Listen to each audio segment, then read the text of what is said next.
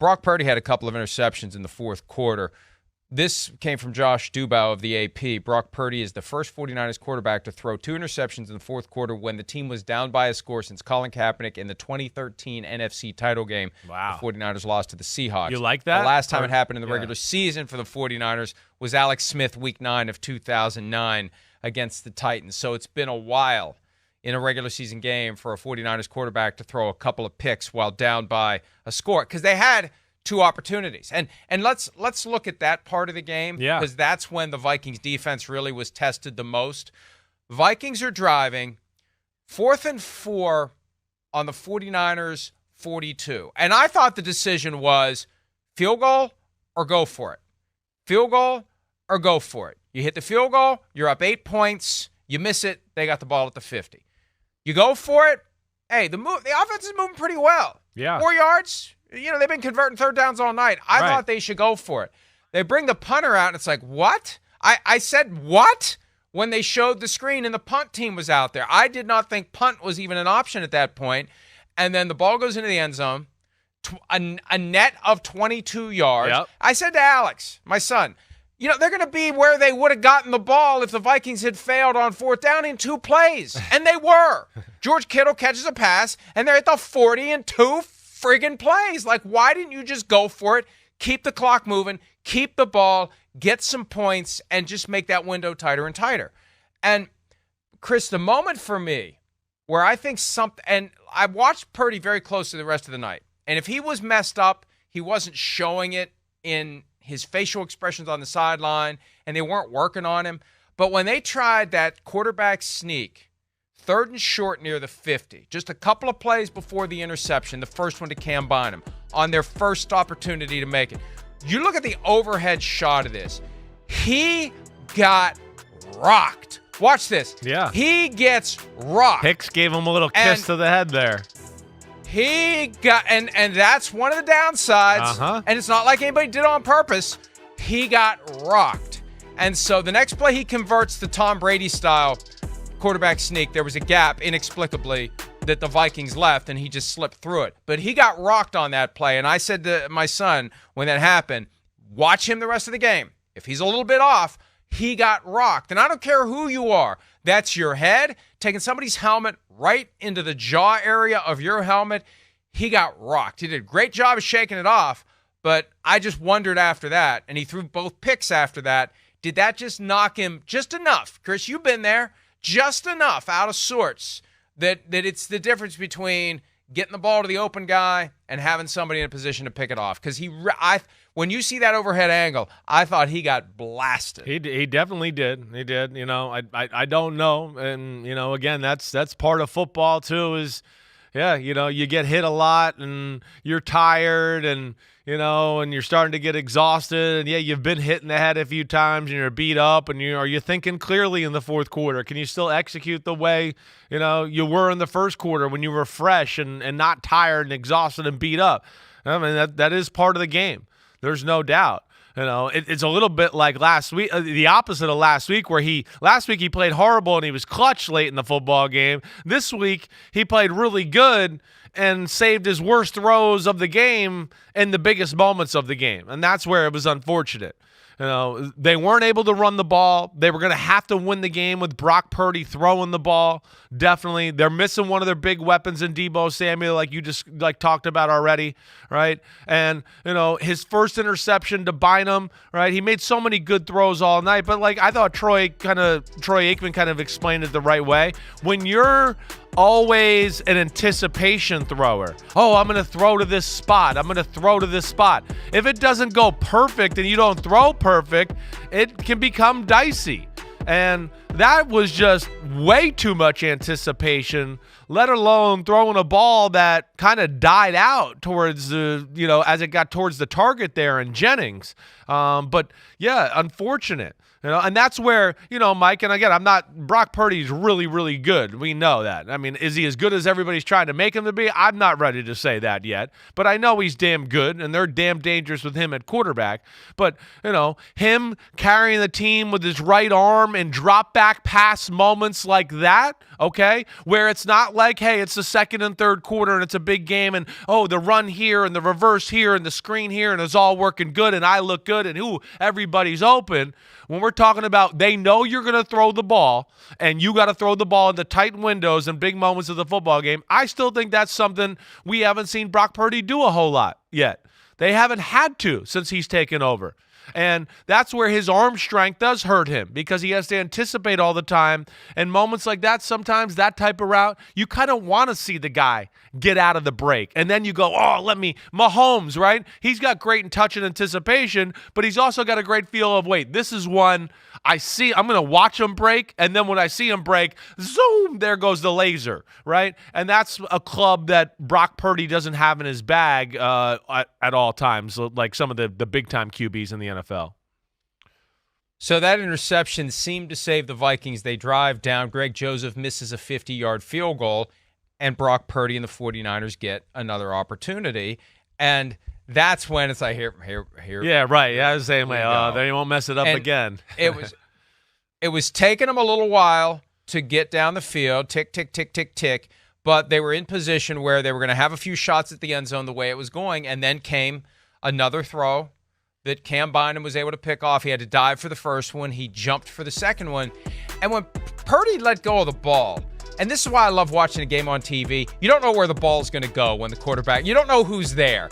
It's that half second of, let's find out what's in this box. Right. And he throws it, a little across the body, and he's got that confidence that just oozes from the way that the ball comes out. But there's Cam Bynum, jumps up, makes the pick. Great play by him. And, last week, Purdy drove them in position to win the game. Yep. For everything that went wrong in Cleveland, it came down to Jake Moody missing a 41-yard field goal that he should have made.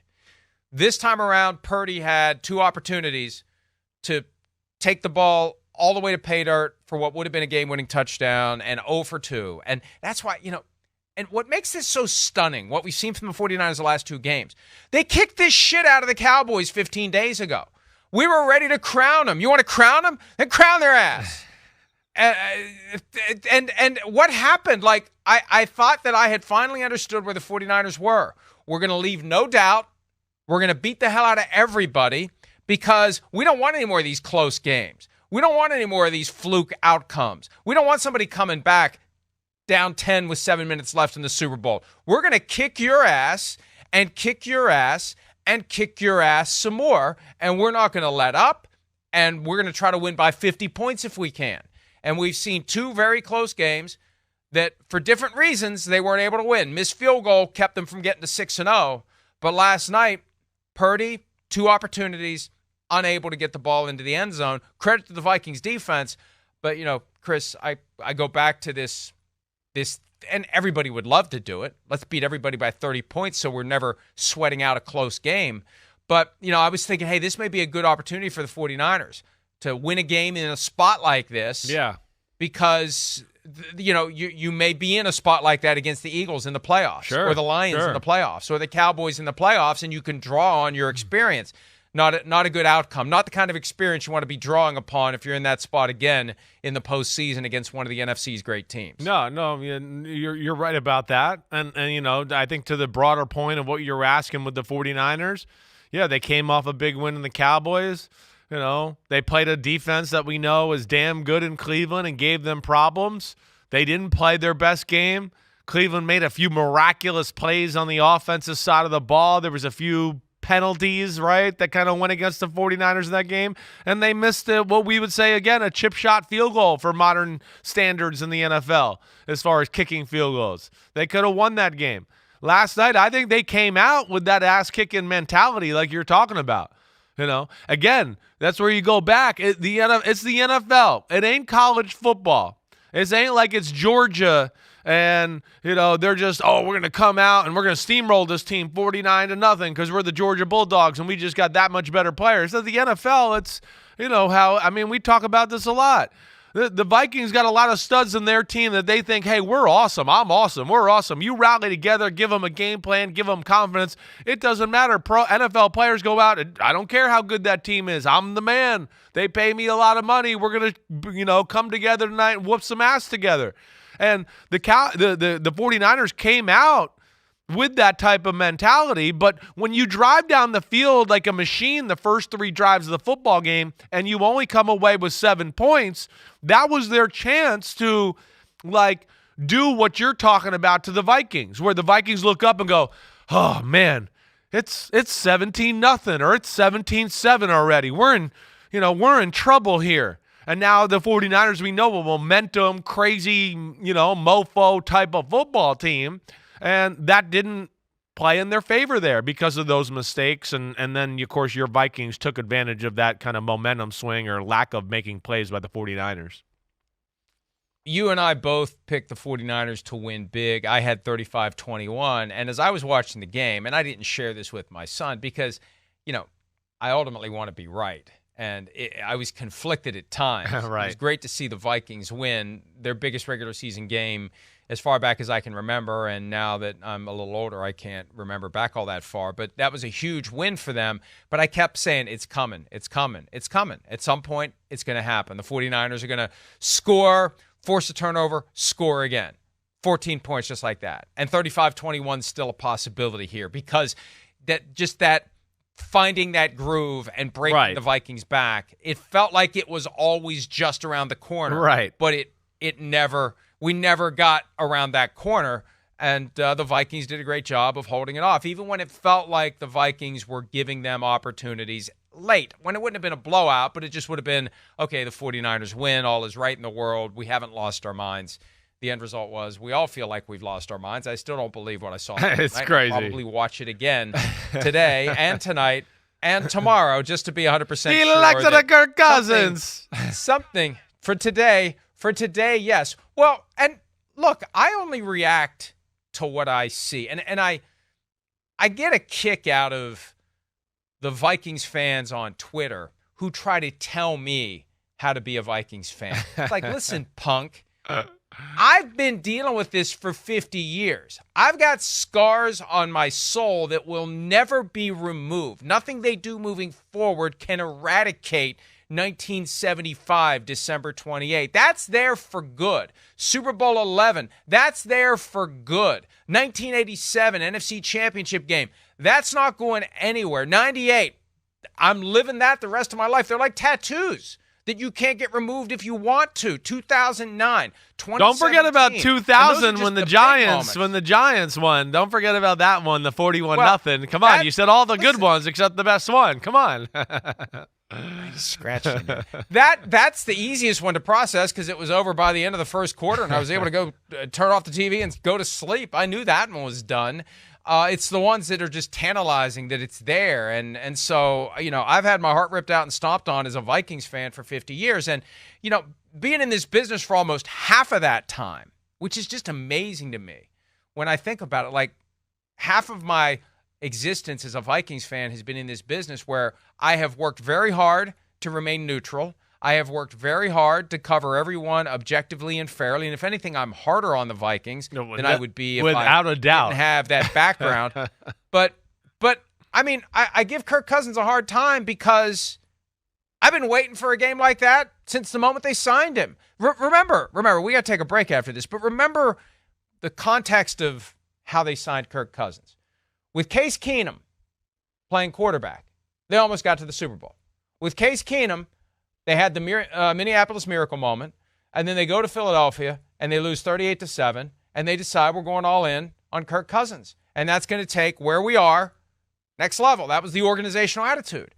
And here comes Kirk, and it's, good at 1 o'clock Eastern, prime time, big moment, big game. What's going on? What's going on? What's wrong with this guy? Why? And so I've had the he loves him not because he has earned the moments where you love him not. You got to earn the moments where you love him. I mean, if Patrick Mahomes was horribly inconsistent and losing big games in prime time, Chiefs fans would feel the same way. Your love and admiration and respect for a quarterback grows from moments like what we saw last night. When you disappoint, when you throw an interception late, when you get sacked and the ball pops up in the air because you held the ball for too long, and there goes the game, that's what's going to cause people to, when you're the guy who's the centerpiece of the team, when you're the focal point, when you're the highest paid guy, if you don't deliver, people are going to be upset. I understand that. I get what you're saying there. My defense to that always is a little bit, he doesn't have Patrick Mahomes' team. And a lot of these like primetime games, if people like, they like to look at the stats, but if you look at a lot of the primetime games and we sat there and broke them down, you'd go, if you look at the two teams, they were the lesser team in the matchup, like almost always. So that's where it's a little like the context matters to a degree. I understand your point. I know that. And there's certainly moments where, compared to the star quarterbacks in the game and all that, you want more from Kirk Cousins. I get that too. But I do think, there's the other side that's a little unfair to him at times just by looking at the numbers and just looking at the record. But Chris, look at what Mahomes has done without Tyreek Hill. And we talk about it all the time. The offense is sputtering. They finally didn't sputter because I think one of the things they've decided is if all we got is Kelsey, let's just use Kelsey. But last night, Cousins without Justin Jefferson, and there was a long stretch in the second half without Jordan Addison, and Brandon Powell's making all these catches. And there was a great catch that KJ Osborne almost made falling down when he hit the ground. The ball was dislodged on a key third down. I think it was right before that 4th and 4 play. Like, these other guys are stepping up. Definitely. And Kirk Cousins is finding them, and he's trusting them. And TJ Hawkinson, 11 catches for 86 yards.